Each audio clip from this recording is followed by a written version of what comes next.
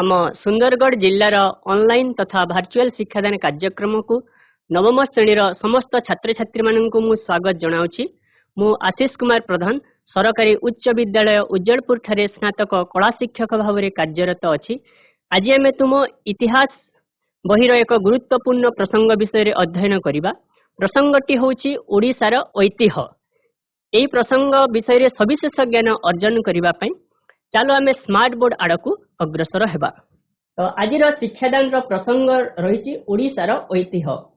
तो ओडिशार ऐतिह्य कहले आम विशेष भाव आम ओडिशार भाषा साहित्य, ओडिशार स्थापत्य भास्कर्य, ओडिशार गीत नृत्य वाद्य हस्तशिल्प, सामुद्रिक वाणिज्य, पर्वपर्वाणी तथा जगन्नाथ चेतना को ही आम बुझी था। ए हूँ ओडिशा ऐतिह्यर गोटे गोटे प्रमुख आमर उपादान। तो ओडिशार ऐतिह्य विषय पूर्व श्रेणी रे आमे यार भाग एक विषय पढ़ीचे। पूर्व श्रेणी रे आमे ओडिशार ऐतिह्य रे रहितबा जगन्नाथ चेतना, भाषा एवं साहित्य, स्थापत्य और चित्रकला विषय आमे अध्ययन करिचे।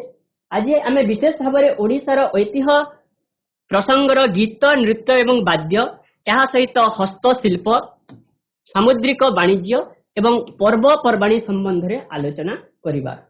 तो प्रथमे देखिबा गीत नृत्य एवं वाद्य। तो आम ओडिशा रे संगीत कलार एक गौरवमय इतिहास रही।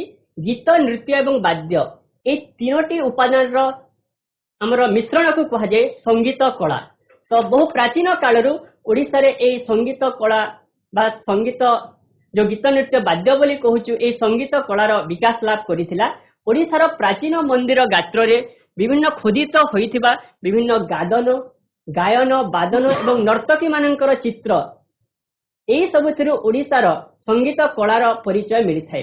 आमे माने ओडिशार मंदिर गात्र रे विभिन्न प्रकार गायन वादन एवं नर्तक नर्तकी मानकर चित्र देखिबा पाइथाउ। तो ए सबुरु जना पड़ुछि जे अतीतरु ही ओडिशा रे हमर संगीत कलार विकास लाभ होइथिला। तेबे ओडिशार ग्राम्य संस्कृति रे विभिन्न लोक संगीत गुड़िक रहिछि। तेबे आमे देखिबा केउ सब लोक संगीत गुड़िक ओडिशार संगीत कला को परिपृष्ट करिछि।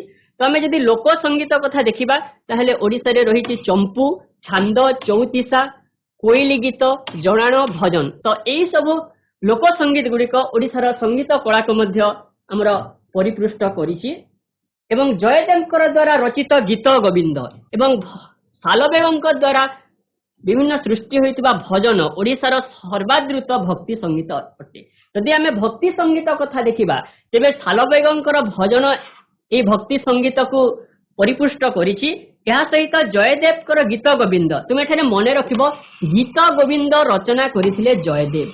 जयदेवंक द्वारा रचित होइतिबा गीत गोविंद एवं सालबेगंक भजन ओडिशार भक्ति संगीत क्षेत्र रे एक प्रमुख माइल खुंट अटे।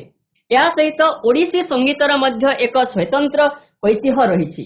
ओडिशा रे हमर ओडिसी संगीतर मध्य एक स्वतंत्र परिचय रहिछि।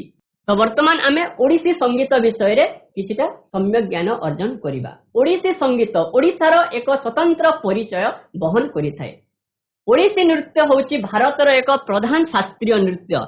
आमे जहाको ओडिसी नृत्य बोली कहूछु ओडिशार जोटा परिचय सृष्टि करि परिछि समग्र विश्व रे सेई ओडिसी नृत्य होछि गोटे प्रमुख शास्त्रीय नृत्य। ओडिसी नृत्य को आमे शास्त्रीय नृत्य बोली कहिथाउ। तो पुरातन काल रे हमरा प्रभु को प्रणति जणाइबा उद्देश्य रे जगन्नाथ मंदिर रे ओडिया नर्तकी माने ए ओडिसी नृत्य परिवेषण करुथिले। तो हमरा पुरातन काल रे भगवान जगन्नाथ को प्रणति जणाइबा उद्देश्य रे हमर ओडियार नर्तकी माने ए ओडिसी नृत्य प्रदर्शन करुथिले। तो ए ओडिसी नृत्यर शैली को कहा जाय महारी शैली। मने रखिबो ए ओडिसी जो नृत्य रहिछि एहाको महारी शैली मध्य कहा जाउथिला। ए ओडिसी नृत्यर शैली को महारी शैली बोली कहा जाउथिला।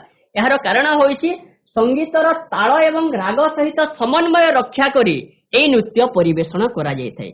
ए ओडिसी नृत्यटी जेतेबेले परिवेषण करा जाय एहाको सुर लय एवं ताल एवं राग सहित एहाको परिवेषण करा जायथाय। तेणु एही नृत्य को कहा जाय महारी शैली। ओडिसी नृत्यर शैली होछि महारी शैली। ए महारी शैलीर नृत्यरु ओडिसी नृत्यर सृष्टि होइछि। पिला माने मने रखिबो ए महारी शैलीर नृत्य ही आमर ए ओडिसी नृत्यर उत्पत्ति लाभ होईची। तो ये होची आमर ओडिसी नृत्य जहाँकि समग्र विश्व रे ओडिशा को एक स्वतंत्र परिचय प्रदान करि पारिछि। वर्तमान माने ओडिशा रे प्रचलित विभिन्न लोक नृत्य एवं आदिवासी नृत्य संपर्क रे ज्ञान अर्जन करिबा। ओडिशा रे विभिन्न लोक नृत्य एवं आदिवासी नृत्य गुडी को देखिबा पई मिली थाए। जे सब लोक नृत्य गुडी को ओडिशा रे परिचय हासिल करि पारिछि सेही सब लोक नृत्य मध्य रहिछि रणपा नाच, चैती घोड़ा नाच, ए सब होछि ओडिशार प्रमुख लोक नृत्य। या सहित ओडिशार लोक नृत्य मध्य रहिछि दंड नाच, नाग नाच, केड़ा और कलुरी नाच, घुमुरा नाच, छौ नाच, डालखाई नाच, रसरकेली नाच। तो ए सब होछि ओडिशार प्रमुख लोक नृत्यर गोटे गोटे उदाहरण। जदि आमे ओडिशार आदिवासी नृत्य कथा देखिबा, ओडिशार आदिवासी नृत्य मध्य रहिछि कोरमा, गदबा, केदु, झुमर, कोया, परजा इत्यादि होछि हमर ओडिशार प्रमुख आदिवासी नृत्य। तो एई सब लोक नृत्य एवं आदिवासी नृत्य मध्य ओडिशार संगीत कला को परिपुष्ट करिछि, समृद्धशाली करिछि। तो वर्तमान माने ओडिशा रे हमर संगीत क्षेत्र रे प्रचलित विभिन्न वाद्य यंत्र संपर्क रे जानिबा। ओडिशा रे विभिन्न वाद्य यंत्र गुडी को व्यवहार करिथबार आमे देखिबा पई पाउथिबा। तो ओडिशा रे ऐतिह्य संपन्न वाद्य यंत्र मध्य रहिछि चांगू, मृदंग, झांझ, ढोल, एटा होछि ढोल, तुरी, महुरी, घंट, मादल एवं बीणा। तो एई सब वाद्य यंत्र गुडी को आमे ओडिशार ग्राम एवं शहर गुडी करे विभिन्न प्रकार जेते बेले सांस्कृतिक कार्यक्रम होई थाए ए सब वाद्य गुडी को सेठी रे बजा जाउतबार आमे लक्ष्य करि पारिथुबा। तो ओडिशा रो ऐतिह्य एवं को एई वाद्य यंत्र गुडी को मध्य परिपुष्ट करिछि। तो वाद्य यंत्र गुडी को मध्य रहिछि चांगू, मृदंग, झांझ, ढोल, तुरी, महुरी, घंट, मादल और बीणा। तो एई सब पारंपरिक वाद्य यंत्र गुडी को हम ओडिशार संगीत क्षेत्र रे मध्य ए सब को आमे व्यवहार करिथाउ। ए होछि हमर ओडिशार पारंपरिक एवं पुरातन वाद्य यंत्र। तो वर्तमान आमे ओडिशार हस्तशिल्प संपर्क रे ज्ञान अर्जन करिबा। ओडिशार केउ सब हस्तशिल्प ओडिशार ऐतिह्य को एक स्वतंत्र परिचय प्रदान करि पारिछि से विषय रे आमे ज्ञान अर्जन करिबा।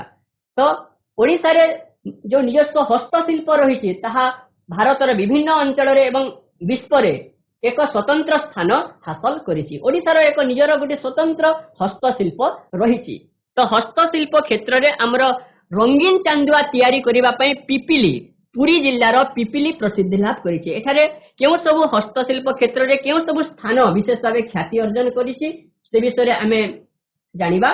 तो रंगीन चांदुआ पई पुरी जिल्लार पिपिली प्रसिद्धि लाभ करिछि। तो चांदुआ प्रस्तुत पई प्रसिद्धि लाभ करिछि पुरी जिल्लार पिपिली। या सहित कटक जिल्ला रे रूपार तारकसी काम प्रचुर परिमाण रे देखिबा पई मिली थाए। रूपार तारकसी काम पई कटक प्रसिद्धि लाभ करिछि। रूपार तारकसी काम पई हमर जो सिल्वर सिटी बोली कहूछु, रौप्य नगरी बोली कहूछु कटक को, कटक रूपार तारकसी काम पई प्रसिद्धि लाभ अर्जन करिछि। या सहित सिंह काम पई हमर पारला खेमुंडी एवं कटक प्रसिद्धि लाभ करिछि।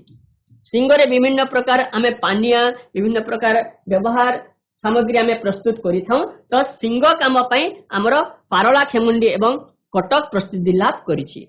ठीक सेही परि कंसा बासन शिल्प पई बालकाटी, डेक्रा काम पई ढेंकानाल एवं टेराकोटा शिल्प पई केन्दुझर विशेष भाव रे ख्याति अर्जन करिछि। टेराकोटा शिल्प होई थाए बहुत परिमाण रे देखिबा को मिले थाए केन्दुझर रे। तो टेराकोटा शिल्प पई केन्दुझर, डेक्रा काम पई हमर रहिछि ढेंकानाल एवं कंसा बासन पई रहिछि बालकाटी। एई सब स्थान गुडी को हमर हस्तशिल्प क्षेत्र रे सुनाम अर्जन करिसंती।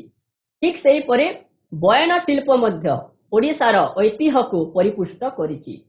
आमे जाहाको हस्ततंत्र प्रस्तुत होइतिबा वस्त्र ओडिशार ऐतिह्यर एक स्वतंत्र परिचय सृष्टि करि परिछि। हस्ततंत्र जाहाको आमे बयन कला बोली कहूछु, ए हस्ततंत्र मध्य ओडिशार ऐतिह्य को एक स्वतंत्र परिचय सृष्टि करिछि।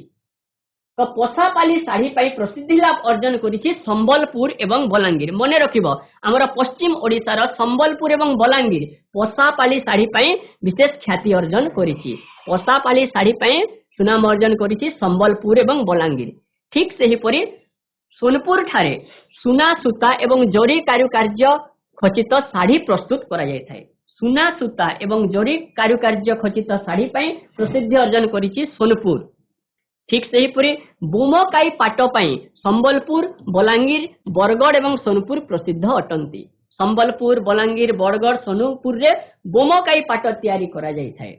या सहित नुआपाटଣା एवं माणिया बंध साड़ी पई कटक एवं लुंगी, गामुछा एवं साड़ी पई खोर्धा प्रसिद्धि लाभ अर्जन करिछि। विशेष भाव में आमर कार्पास एवं रेशम लुगारे यही सब वस्त्र गुड़ाक तैयारी करा जाय थाए। नुआपाटଣା एवं माणिया बंध साड़ी पई कटक एवं लुंगी, गामुछा एवं साड़ी पई खोर्धा प्रसिद्धि लाभ अर्जन करिछि। तो यही सब हस्तशिल्प अर्थात बयन कला आमर ओडिशार ऐतिह्य को मध्य एक स्वतंत्र परिचय प्रदान करिछि। तो वर्तमान आमे देखिबा केउ सहर केउ नामरे परिचित। आम ओडिशार विभिन्न सहर गुड़िक रहिसंती। तो केउ सहर गुड़िक केउ नामरे नामित करा जायछि। तो सर्वप्रथमे देखिबा कटक। कटक को कुहा जाय रौप्य नगरी। आमर कटक को कुहा जाय कोन रौप्य नगरी। एहाको आमे इंग्रजी रे कहिबा सिल्वर सिटी। तो एठारे प्रचुर परिमाण रे रूपा एवं तारकासी काम करा जाय थाए। रूपा एवं तारकासी काम कटक रे प्रचुर परिमाण रे देखिबा पय मिलि थाए। तेणु कटक को कुहा जाय आमर रौप्य नगरी बा सिल्वर सिटी। ठीक सेहीपरि रेशम नगरी कुहा जाय ब्रह्मपुर। आमर ब्रह्मपुर को कुहा जाय आमर रेशम नगरी। एवं आम सुंदरगढ़ जिल्लार राउरकेला को कुहा जाय इस्पात नगरी। निश्चित भाव में जानिथिबो सुंदरगढ़ जिल्लार राउरकेला आमर जोठारे प्रचुर परिमाण रे बक्साइट एवं एल्युमिनियम उत्पादन होई थाए। सेही राउरकेला को इस्पात नगरी नाम रे नामित करा जायछि। एवं सुंदरगढ़ जिल्ला को ए राउरकेला बा इस्पात नगरी एक स्वतंत्र परिचय प्रदान करि परिछि। तो राउरकेला को आमे कहिथाउ इस्पात नगरी। ठीक सेहीपरि बरगड़ को कहा जाए हस्ततंत्र नगरी। आमर बरगड़ जोठारे धनुयात्रा होई थाए, विश्व प्रसिद्ध धनुयात्रा होई थाए, सेही बरगड़ को आमे कहिथाउ हस्ततंत्र नगरी। ठीक सेहीपरि भुवनेश्वर को कहा जाए मंदिर मालिनी नगरी। आमर मंदिर मालिनी राजधानी होउची आमर भुवनेश्वर। कारण भुवनेश्वर रे बहु परिमाण रे सेठारे मंदिर गुडी को देखिबा पई आमे पाइथाउ। भुवनेश्वर रे बहु मंदिर गुड़ाक रही। सेठारे आमर रही लिंगराज मंदिर, मुक्तेश्वर मंदिर, अनंत वासुदेव मंदिर, राजाराणी मंदिर, एहीपरि बहु गुड़े मंदिर सेठारे रही। एवं एही मंदिर गुड़िक आमर मंदिर कला को परिपुष्ट करिछि। भुवनेश्वर रे प्रचुर परिमाण रे आमे मंदिर गुड़िक देखिबा पई आमे सेठारे पाइबा। तो भुवनेश्वर को कहा जाए मंदिर मालिनी नगरी। याकू मंदिर मालिनी नगरी बा मंदिर मालिनी सहर बोली कहा जाय थाए भुवनेश्वर को। या सहित भुवनेश्वर को एकाम्र क्षेत्र मध्य कहा जाय थाए। मन रखिबो भुवनेश्वर होउची हमर मंदिर मालिनी नगरी एवं एकाम्र क्षेत्र। ठीक सेही परि पुरी को कहा जाय श्री क्षेत्र। हमर जगतर नाथ जगन्नाथ जेउठी वास करंती सेही पुरी धाम को कहा जाय श्री क्षेत्र। मन रखिबो श्री क्षेत्र काहा को कहा जाय ना पुरी को कहा जाय। ठीक सेही परि कोणार्क को कहा जाय अर्क क्षेत्र। तो आमे कोणार्क ठारे निश्चित भावे जानिछु जे कोणार्क ठारे सूर्य देवतांकर मंदिर रहिछि। तेनु कोणार्क को कोना कहा जाय अर्क क्षेत्र बोली कहा जाय। एठारे कोउ शहर को केउ नाम रे नामित करा जायछि तुमे माने एहा मने रखिबो। कटक को कहा जाय रौप्य नगरी, ब्रह्मपुर को कहा जाय रेशम नगरी, इस्पात नगरी भाबरे हमर सुंदरगढ़ जिल्लार राउरकेला परिचित, बरगड़ को कहा जाय हस्ततंत्र नगरी, भुवनेश्वर को कहा जाय मंदिर मालिनी नगरी बा एकाम्र क्षेत्र, पुरी को कहा जाय श्री क्षेत्र जोटी आमर महाप्रभु जगतरनाथ जगन्नाथकर मंदिर रही। एवं कोणार्क को कहा जाय अर्क क्षेत्र। वर्तमान आमे ओडिशा रो ऐतिह्यर आ गोटे गुरुत्वपूर्ण उपादान सामुद्रिक वाणिज्य विषय रे अध्ययन करिबा। तो ओडिशा रो नौ वाणिज्य ओडिशा रो ऐतिह्य को मध्य समृद्ध करिछि। ओडिशा रे एक गौरवमय सामुद्रिक वाणिज्य रो इतिहास रही। पुरातन जुगर ओडिशा रे अधिवासी माने बोईतरे विभिन्न देश सहित वाणिज्य कारोबार करुथिले। पुरातन काल रे ओडिशा रो अधिवासी माने जहाकू के हमें ओडिशा रो साधव पुओ बोली कहूछु, सेही साधव पुओ माने बोईतरे देश एवं देश बाहर को जाय वाणिज्य व्यवसाय करी आम राज्य ओडिशा को धनशाली करिथिले। तो जेउ देश गुडी को सहित आम राज्य ओडिशा वाणिज्य कारबार सहित संपृक्त थिला सेही देशगुड़िक मध्य रही जाभा सुमात्रा बार्ली बोर्नियो द्वीपपुंज एवं अन्यान्य दक्षिण पूर्व एसीय देश मानक सहित ओडिशा अतीत वाणिज्य व्यवसाय करुथिला। तो ओडिशार साधव पुआ माने देश बाहर को जाई जेपरिक जाभा सुमात्रा बाली बोर्नियो द्वीपपुंज एवं अन्यान्य दक्षिण पूर्व एसीय देश मानक जाई सेठारे वाणिज्य कारबार करुथिले एवं एहा फଳରେ ना कोन होइथिला आम राज्य ओडिशार सांस्कृतिक संपर्क अन्य देशगुड़िक सहित स्थापित होई पारिथिला। ओडिशार भल सांस्कृतिक संपर्क स्थापित होइथिला ए वाणिज्य व्यवसाय द्वारा ओडिशार सांस्कृतिक संपर्क अन्य देश मानक सहित सुदृढ़ होइथिला एवं ओडिशावासींकर सम्मान वृद्धि पाइथिला।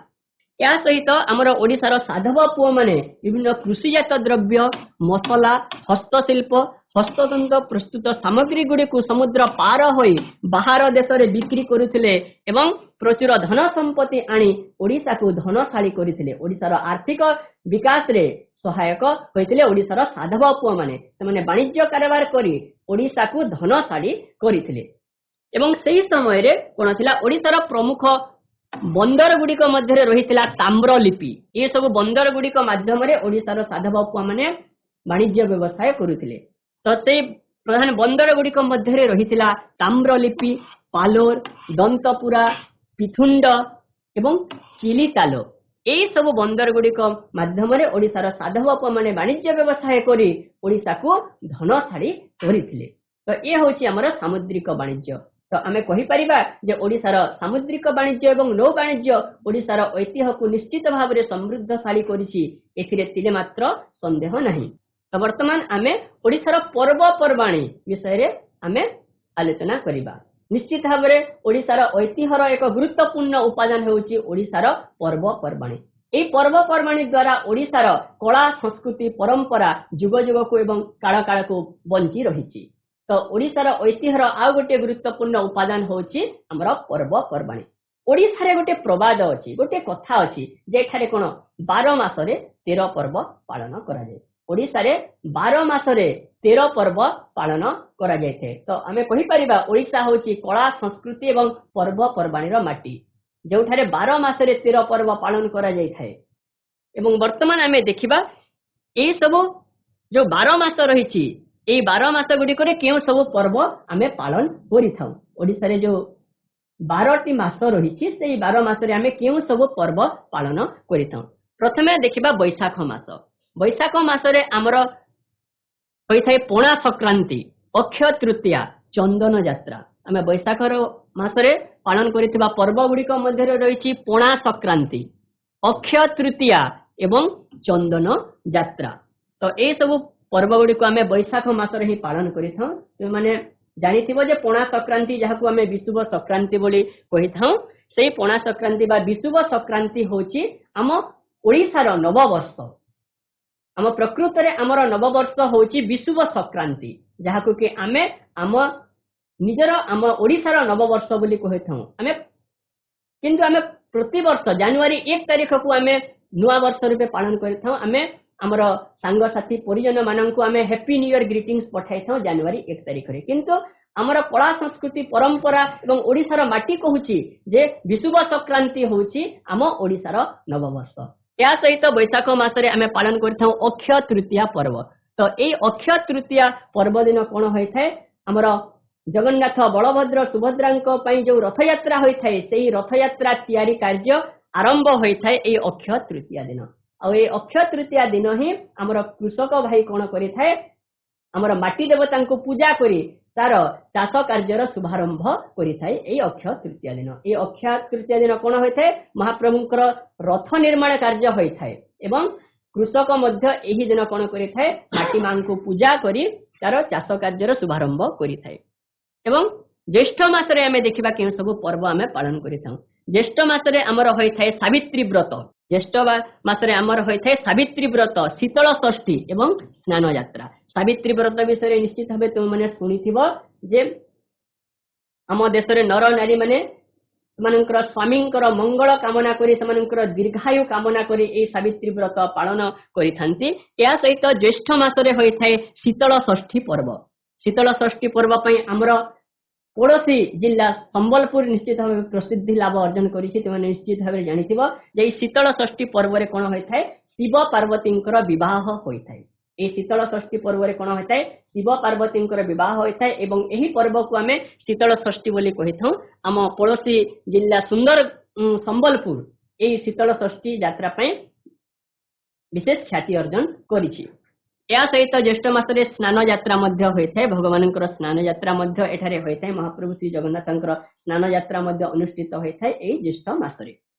ଯଦି ଆମେ ଆଷାଢ଼ ମାସ କଥା ଦେଖିବା, ଆମର ଆଷାଢ଼ ମାସରେ ରଜ ପର୍ବ ଏବଂ ରଥଯାତ୍ରା ଅନୁଷ୍ଠିତ ହୋଇଥାଏ। ଓଡ଼ିଶାର କଳା ଏବଂ ସଂସ୍କୃତି ଏବଂ ପରମ୍ପରାକୁ ବହନ କରୁଥିବା ଦୁଇଟି ମୁଖ୍ୟ ପର୍ବ ରଜ ପର୍ବ ଏବଂ ରଥଯାତ୍ରା ଏଇଟା ଆଷାଢ଼ ମାସରେ ହିଁ ହୋଇଥାଏ।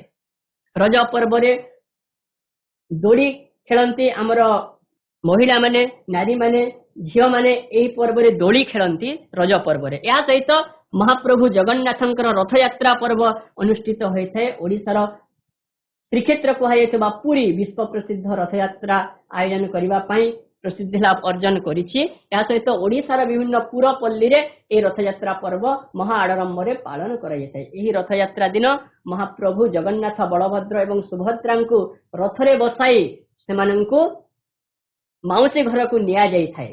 ତ ଏହି ରଥଯାତ୍ରା ହେଉଛି ଆମର ଓଡ଼ିଶାର କଳା ସଂସ୍କୃତି ଏବଂ ପରମ୍ପରାର ଆଉ ଗୋଟିଏ ପ୍ରମୁଖ ଉଦାହରଣ। ତ ଆଷାଢ଼ ମାସରେ ଆମେ ପାଳନ କରିଥାଉ ରଜ ପର୍ବ ଏବଂ ରଥଯାତ୍ରା। ଏହା ସହିତ ଶ୍ରାବଣ ମାସରେ ଗହ୍ନା ପୂର୍ଣ୍ଣିମା ଏବଂ ଝୁଲଣ ଯାତ୍ରା ଅନୁଷ୍ଠିତ ହୋଇଥାଏ। ଗହ୍ନା ପୂର୍ଣ୍ଣିମା ଏବଂ ଝୁଲଣ ଯାତ୍ରା ଆମେ ପାଳନ କରିଥାଉ ଶ୍ରାବଣ ମାସରେ। ତ ଗହ୍ନା ପୂର୍ଣ୍ଣିମା ଦିନ କ'ଣ କରାଯାଇଥାଏ, ଗାଈ ବଳଦ ମାନଙ୍କୁ ଏହି ଗହ୍ନା ପୂର୍ଣ୍ଣିମାରେ ପୂଜା କରାଯାଇଥାଏ। ଏହା ସହିତ ଝୁଲଣ ଯାତ୍ରା ମଧ୍ୟ ଶ୍ରାବଣ ମାସରେ ଅନୁଷ୍ଠିତ ହୋଇଥାଏ। ଆମର ପଶ୍ଚିମ ଓଡ଼ିଶାର ପ୍ରମୁଖ ପର୍ବ ନୂଆଖାଇ ଭାଦ୍ରବ ମାସରେ ହିଁ ପଡ଼ିଥାଏ। ମନେ ରଖିବ, ଆମର ଯୋଉ ମୁଖ୍ୟ ପର୍ବ ନୂଆଖାଇ ରହିଛି ପଶ୍ଚିମ ଓଡ଼ିଶାର, ତାହା ଭାଦ୍ରବ ମାସରେ ହିଁ ଅନୁଷ୍ଠିତ ହୋଇଥାଏ। ତୁମେମାନେ ବିଦ୍ୟାଳୟରେ ମଧ୍ୟ ଜାଣିବା ପାଇଁ ପାଉଥିବ, ଯୋଉଦିନ ଆମେ ଗଣେଶ ପୂଜା କରିଥାଉ ତାର ପରବର୍ତ୍ତୀ ଦିନ ହେଉଛି ଆମର ନୂଆଖାଇ। ଅର୍ଥାତ୍ ଭାଦ୍ରବ ମାସର ଚତୁର୍ଥୀ ତିଥିକୁ ଆମେ ଗଣେଶ ପୂଜା ରୂପେ ପାଳନ କରୁଥିବା ବେଳେ ଭାଦ୍ରବ ମାସର ପଞ୍ଚମୀ ତିଥିକୁ ଆମେ ନୂଆଖାଇ ପର୍ବ ଭାବରେ ପାଳନ କରିଥାଉ। ଏହା ସହିତ ଭାଦ୍ରବ ମାସରେ ଖୁଦୁରୁକୁଣୀ ଓଷା ପାଳନ କରାଯାଇଥାଏ। ଖୁଦୁରୁକୁଣୀ ଓଷା ମଧ୍ୟ ଆମର ଭାଦ୍ରବ ମାସରେ ପଡ଼ିଥାଏ। ଏହି ଖୁଦୁରୁକୁଣୀ ଓଷାରେ ମା ଖୁଦୁରୁକୁଣୀଙ୍କୁ ଭଉଣୀମାନେ ପୂଜା କରି ଭାଇଙ୍କର ଉନ୍ନତି କାମନା, ତାଙ୍କର ଉଜ୍ଜଳ ଭବିଷ୍ୟତ କାମନା କରିଥାନ୍ତି। ତ ନୂଆଖାଇ ଏବଂ ଖୁଦୁରୁକୁଣୀ ପର୍ବ ମଧ୍ୟ ଆମର ଭାଦ୍ରବ ମାସରେ ପଡ଼ିଥାଏ।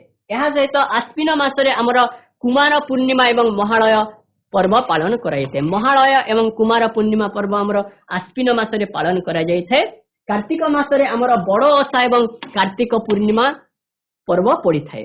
ବଡ଼ ଓଷା ଏବଂ କାର୍ତ୍ତିକ ପୂର୍ଣ୍ଣିମା ଏଇଟା କାର୍ତ୍ତିକ ମାସରେ ହିଁ ପଡ଼ିଥାଏ। ଯଦି ଆମେ ମାର୍ଗଶିର ମାସ କଥା ଦେଖିବା, ମାର୍ଗଶିର ମାସରେ ଓଡ଼ିଶାର ପୁରପଲ୍ଲୀରେ ମାଣବସା ଗୁରୁବାର ପର୍ବ ପାଳନ କରାଯାଇଥାଏ। ମାଣବସା ଗୁରୁବାର, ଏହି ମାଣବସା ଗୁରୁବାର ଦିନ ମାତା ଲକ୍ଷ୍ମୀଙ୍କୁ ପୂଜା କରାଯାଇଥାଏ। କାରଣ ମାତା ଲକ୍ଷ୍ମୀ ହେଉଛନ୍ତି ଧନ ଜନ ଗୋପର ଦେବୀ। ତ ମାଣବସା ଗୁରୁବାର ଦିନ ଆମର ମାତା ଲକ୍ଷ୍ମୀଙ୍କୁ ପୂଜା କରାଯାଇଥାଏ। ଏହା ମାର୍ଗଶିର ମାସରେ ପଡ଼ିଥାଏ। ଏହା ସହିତ ପ୍ରଥମାଷ୍ଟମୀ ପର୍ବ ମଧ୍ୟ ଆମର ମାର୍ଗଶିର ମାସରେ ପଡ଼ିଥାଏ। ଆମର ପରିବାରର ଜ୍ୟେଷ୍ଠ ସନ୍ତାନକୁ ପ୍ରଥମାଷ୍ଟମୀ ପର୍ବରେ ଆମର ଷଠୀ ଦେବୀଙ୍କୁ ପୂଜା କରାଯାଇ ତାଙ୍କର ଦୀର୍ଘ ଜୀବନ କାମନା କରାଯାଇଥାଏ। ତ ପ୍ରଥମାଷ୍ଟମୀ ଏବଂ ମାଣବସା ଗୁରୁବାର ଆମର ମାର୍ଗଶିର ମାସରେ ପଡ଼ିଥାଏ।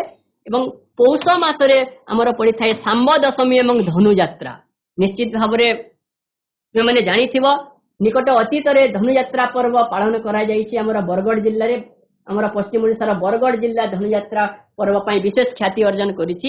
ଏହି ଧନୁଯାତ୍ରା ପର୍ବଟି ପୌଷ ମାସରେ ପାଳନ କରାଯାଇଥାଏ ଏବଂ ଶାମ୍ବ ଦଶମୀ ପର୍ବ ମଧ୍ୟ ଏହି ପୌଷ ମାସରେ ହିଁ ପଡ଼ିଥାଏ।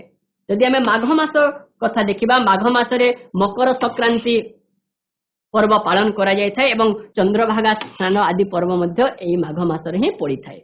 ଫାଲ୍ଗୁନ ମାସରେ ଜାଗର ଯାତ୍ରା ହୋଇଥାଏ। ଜାଗର ଯାତ୍ରାକୁ ଆମେ ଶିବରାତ୍ରି ବୋଲି କହୁଛୁ। ଭଗବାନ ଶିବଙ୍କର ପୂଜା କରାଯାଏ।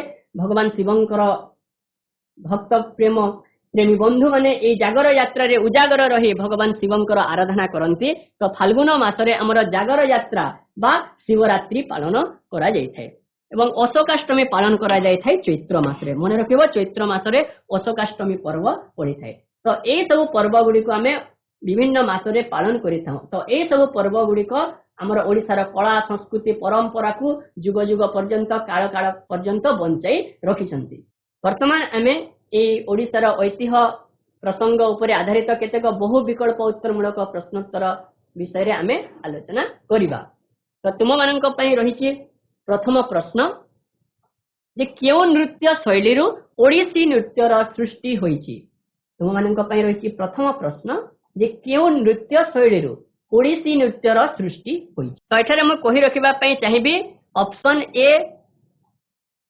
Option B option C option D चारोटी ऑप्शन तुम मानक पई रहिछि महारी नाच दंड नाच छौ नाच नाग नाच के नृत्य शैली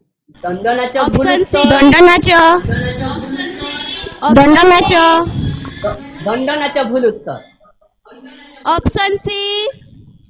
ऑप्शन सी कोन रहिछि ऑप्शन सी कोन रहिछि महामारी नाच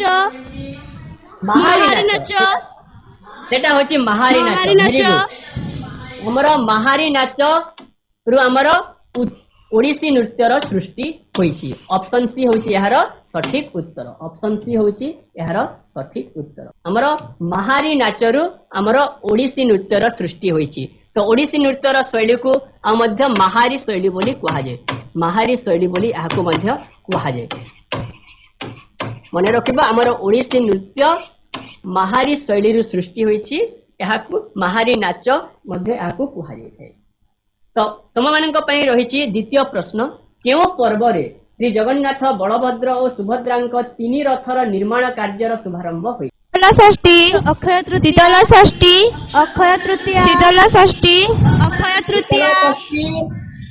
शीतल षष्ठी भूल उत्तर अक्षय तृतीया वेरी गुड अक्षय तृतीया यार सठिक उत्तर ऑप्शन ए होची यार सठिक उत्तर हमर अक्षय तृतीया पर्व रे ही जगन्नाथ बलभद्र एवं सुभद्रांकर तीन रथर निर्माण कार्यर शुभारंभ होइताय तुम मानक पई रहिछि परवर्ती प्रश्न केउ स्थान धनुयात्रा पई समग्र भारत रे प्रसिद्धि लाभ करिछि बरगढ़ वेरी गुड यार सठिक उत्तर होछि बरगढ़ हमर बरगढ़ जिल्ला रे विश्व प्रसिद्ध धनुयात्रा पालन करा जायते धनुयात्रा अनुष्ठित होइथाय वर्तमान तुम मानक पई स्मार्ट बोर्ड रे क स्तंभ एवं ख स्तंभ रे विभिन्न शब्द गुड़ाक रही तो तुम्हें माने स्तंभ मिलन करिवो तो क स्तंभ रे विभिन्न प्रकार पर्वपर्वाणी नाम दिया जायछि ख स्तंभ रे क्यों मासरे एही पर्वपर्वाणी गुड़िक पड़िछि सेही मास गुड़िकर नाम उल्लेख करा जायछि तो तुम मानक पई रहिछि प्रथम उक्ति Ashokashtami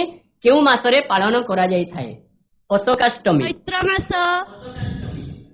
Chaitra mass vary good हमर अशोकाष्टमी चैत्र मासरे ही पालन करा जाय थाए वेरी गुड तो द्वितीय रे रहिछि श्री पंचमी पर्व आमे केउ मासरे पालन करि थाउ श्री पंचमी जे दिन हम सरस्वती पूजा होइथाय वर्तमान आमे किछि दिन परे आमे सरस्वती पूजा पालिछु वेरी गुड श्री पंचमी माघ मासरे पड़ी थाए जाहाकु के आमे सरस्वती पूजा बोली मध्य कहि थाउ आउ किछि दिन पर आमे विद्यालय रे निश्चित भाबरे सरस्वती पूजा पालन करिबा वर्तमान माघ मासर समय चलिछि तो श्री पंचमी माघ मासरे ही पड़ी थाए शिवरात्रि आमे केउ मासरे पालन करि थाउ Phalgun mass vary good Shivratri हमरा फाल्गुन मासरे ही पड़ी थाए शिवरात्रि आमे फाल्गुन मासरे पालन करि थाउ सांब दशमी पौष मास वेरी गुड सांब दशमी आमर पौष मास और नुआखाई पर्वटी आमे निश्चित भाव में गोटे ऑप्शन बाकी रहिला सेटा होची भाद्रव मास तो भाद्रव मासरे आमे नुआखाई पर्व पालन करिथौ तो तुम मानक पई रहिछि आउ केते गुडी प्रश्नावली तुम माने ए प्रश्न गुडी कर उत्तर कहबो केउ स्थान गुडी को सिंग कारीगरी कौशल पाई प्रसिद्ध ओडिसार केउ स्थान गुडी को सिंग कारीगरी कौशल पाई प्रसिद्ध सिंग काम पाई ओडिसार केउ स्थान प्रसिद्धि लाभ करिछि सिंग काम पाई एमिति तारकसी काम पई कटक प्रसिद्धि लाभ करिछि, चांदुआ पई पिपिली प्रसिद्धि लाभ करिछि, सिंह कारीगरी कौशल पई ओडिसार केउ स्थान गुड़िक प्रसिद्ध। तो यार उत्तर हेबो हमर पारला खेमुंडी एवं कटक। यार उत्तर कोन हेबो हमर पारला खेमुंडी। पारला खेमुंडी वेरी गुड एवं कटक ए सब स्थान गुड़िकर हमर सिंह काम पई प्रसिद्धि लाभ करिछि। प्राचीन ओडिसार बंदर गुड़िकर नाम कोन? केउ सब बंदर गुड़िक रहिथिला? ओडिसा रे थिबा बंदर गुड़िकर नाम कोन? प्राचीन काल रे तमे पढिथिले ताम्रलिपि, एसु विषय पढिथिले नै? ताम्रलिपि, ठुंडा ए सब ओडिसा गुड़िकर प्राचीन बंदर गुड़िक रहिथिला। पसापाली शाढ़ी मुख्यतः ओडिसार केउ जिल्ला रे प्रस्तुत करा जाय थाए? तृतीय प्रश्न पसापाली शाढ़ी। पसापाली शाढ़ी यार उत्तर आमे लिखिला ताम्रलिपि। पसापाली शाढ़ी ओडिसार केउ जिल्ला रे प्रस्तुत करा जाय थाए? हम सुंदरगढ़ जिल्ला पाखरे जो झारसुगुड़ा जिल्ला रहिछि ताकू लागिकी रहिछि पसापाली शाढ़ी। ओठारे शीतल षष्ठी पर्व पालन करा जाय थाए। ओडिसा रे प्रसिद्ध शीतल षष्ठी पर्व पई से स्थानटी विशेष ख्याति अर्जन करिछि। शीतल षष्ठी यात्रा हमर संबलपुर। पसापाली शाढ़ी पई मुख्यतः हमर संबलपुर प्रसिद्धि लाभ करिछि। तो प्रिय छात्र छात्रीगण तुम माननको घरे सक्रिय रखिबा पई वर्तमान मु गोटे गृह कार्य प्रदान करिछि। गृह कार्यटी होउछि तुमे भाग नेइथिबा बा देखिथिबा जे कोनोसी धर्मर गोटे पर्व पालन संबंध रे गोटे संक्षिप्त प्रबंध लिखिबो। तुमे भाग नेइथिबा बा देखिथिबा जे कोनोसी धर्मर गोटे पर्व पालन संबंध रे एक संक्षिप्त प्रबंध लिखिबो। तुमे ए प्रबंधटी को लिखि तुमे तुम विद्यालय संपृक्त इतिहास शिक्षकों को यार उत्तर देखाइबो। आशा करिछि आजिर ए शिक्षादान कार्यक्रमटी निश्चित भाव में सफल होइतिबो। तो ए प्रसंग उपरे यदि तुमरो किछि डाउट बा संशय रहे तेबे तुम विद्यालय संपृक्त इतिहास शिक्षकों साहाय्य एवं सहयोग रे तुमरो संशय दूर करिवो। सर्वशेष रे नवम श्रेणीर समस्त छात्र छात्री मानकर उज्जवल भविष्य कामना करी आजिर ए इतिहास शिक्षादान कार्यक्रम को मु एठी समाप्त करूछि। Thank you.